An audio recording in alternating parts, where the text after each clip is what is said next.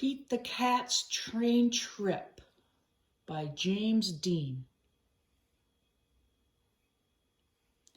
Pete the Cat is going to visit his grandma. He gets to ride on a train. Pete's mom buys 3 tickets. She gives one to Pete and one to his brother Bob. Pete looks up at the big board. Our train is leaving at 10 o'clock, he says. A train speeds by. That's a cargo train, Bob tells Pete. Pete's train has arrived. All aboard, calls the conductor. Pete's mom finds 3 seats.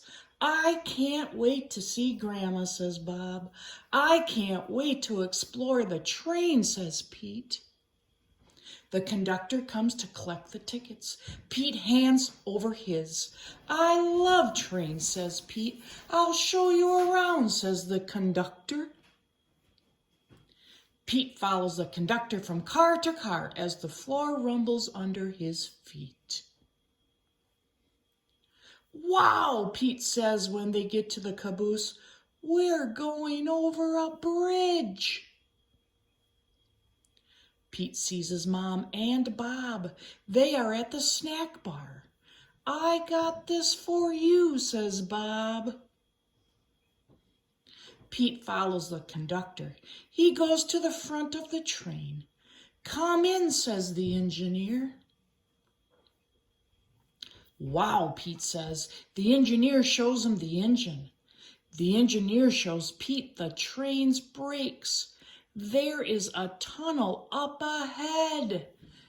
This is for fast and slow, and that's for stop, and it's red.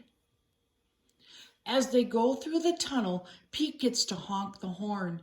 Toot toot! Everything is light again. Thanks for showing me around, Pete says.